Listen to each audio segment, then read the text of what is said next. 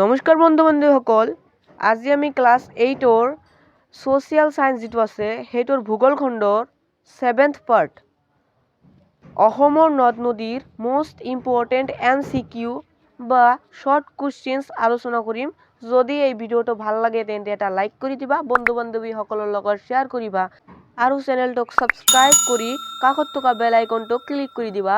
আৰু তোমালোকৰ এই ভিডিঅ'টো কেনে লাগিল আৰু তাৰ পিছৰ ভিডিঅ'টো কোনটো সাবজেক্টৰ কিমান নং পাঠৰ লাগে সেইটো তোমালোকে কমেন্ট বক্সত জনাবা। তেন্তে বলা ভিডিঅ'টো আৰম্ভ কৰো। 1 নম্বৰত দিছে অসমৰ প্ৰধান নৈ দুখনৰ নাম কি? এটোৰ আনসাৰ হ'ব ব্ৰহ্মপুত্ৰ আৰু বৰাক। 2 নম্বৰত দিছে ব্ৰহ্মপুত্ৰৰ অৱবাহিকা কাক বোলে?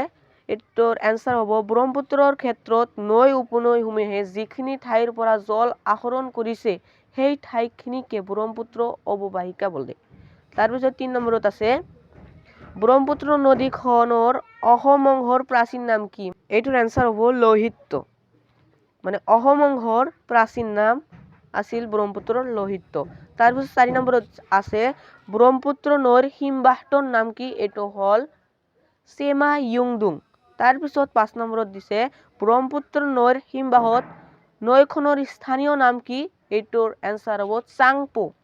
তাৰপিছত আছে অৰুণাচল প্ৰদেশৰ ওপৰ অংশত ব্ৰহ্মপুত্ৰ নৈখনৰ স্থানীয় নাম কি? এটোৰ আনসাৰ হ'ব চিয়াং। 7 নম্বৰত দিছে ব্ৰহ্মপুত্ৰ নৈৰ উচ্চ অংশত গতিপথৰ আকৃতি কি আখৰৰ নিচিনা? এটোৰ আনসাৰ হ'ব ইংৰাজী ইউ আখৰৰ দৰে বা নিচিনা। 8 নম্বৰত দিছে অসমত ব্ৰহ্মপুত্ৰ নৈখনৰ গতিপথৰ দূৰত্ব প্ৰায় কিমান কিলোমিটাৰ?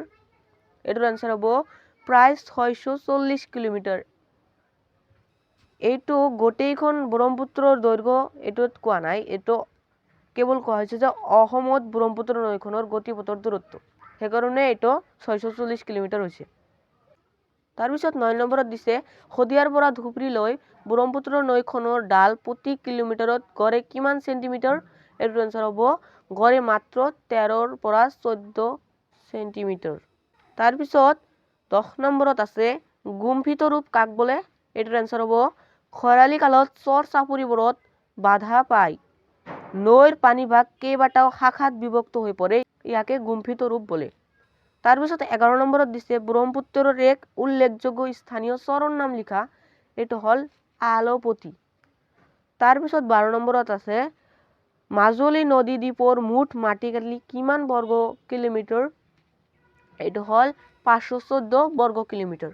তাৰপিছত 13 নম্বৰত আছে বাংলাদেশত ব্ৰহ্মপুত্ৰ নদীখনৰ নাম কি? এটোৰ আনসাৰ হ'ব পদ্মা। তাৰপিছত 14 নম্বৰত আছে বাংলাদেশত ব্ৰহ্মপুত্ৰ নদীখনৰ মুঠ দৈৰ্ঘ্য কিমান কিলোমিটাৰ? এটোৰ আনসাৰ হ'ব 450 কিলোমিটাৰ। তাৰপিছত 15 নম্বৰত আছে বদ্বীপ অঞ্চলত প্ৰধানকৈ কি উদ্ভিদ পোৱা যায়? এইটোৰ আনসাৰ হ'ব মেনগ্ৰোভ নামৰ উদ্ভিদ পোৱা যায়। তাৰপিছত 16 নম্বৰত আছে 1954 চনৰ পৰা বৰ্তমানলৈ ব্ৰহ্মপুত্ৰৰ দুয়োপাৰে খহনীয়াই প্ৰায় কিমানখনৰো অধিক গাঁও নিচ্ছিন্ন কৰিছে? এইটোৰ আনসাৰ হ'ব প্ৰায় 2500খনৰো অধিক গাঁও নিচ্ছিন্ন কৰিছে। তাৰপিছত 17 নম্বৰত আছে ৰাষ্ট্ৰীয় আয়োগৰ মতে অসমত বানপানীৰ প্ৰৱণ ভূমিৰ পৰিমাণ কিমান? এইটোৰ আনসাৰ হ'ব 39 লাখ হেক্টৰ।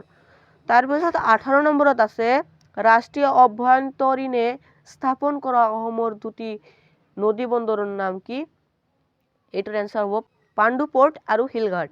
তাৰপিছত 19 নম্বৰত আছে বাৰ্ষিক জল প্ৰবাহৰ পৰিমাণৰ ক্ষেত্ৰত ব্ৰহ্মপুত্ৰ পৃথিৱীৰ নৈসমূহৰ ভিতৰত কিমান স্থানত? এইটোৰ আনসাৰ হ'ব তৃতীয়। তাৰপিছত 20 নম্বৰত আছে গেদ পৰিবহনৰ ক্ষেত্ৰত কোন নৈখন পৃথিৱীৰ ভিতৰত এখন অন্যতম প্ৰধান নদী? এইটোৰ আনসাৰ হ'ব ব্ৰহ্মপুত্ৰ। তাৰপিছত 21 নম্বৰত আছে বৰাক নদীখন কৰ পৰা ওলাই আহিছে? এইটোৰ আনসাৰ হ'ব নাগালেণ্ড মণিপুৰৰ সীমান্তৱৰ্তী মৰাম নামৰ অঞ্চলটিৰ পৰা বৰাক নদীখন ওলাই আহিছে। তাৰপিছত 22 নম্বৰত আছে ভাৰত বাংলাদেশ সীমান্তত ব্ৰহ্মপুত্ৰ নৈখন দুভাগত বিভক্ত হয়, সেইবোৰক কি কি নাম লৈ বাংলাদেশত সোমাইছে?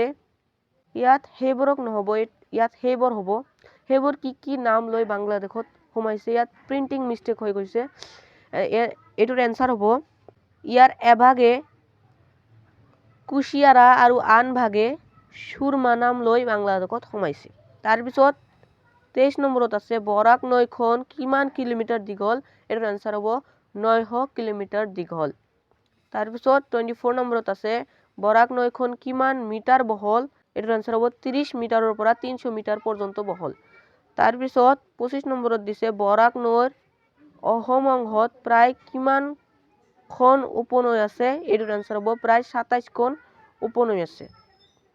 তো বন্ধু বান্ধৱীসকল আজিৰ কাৰণে এই 25টাই আছিল।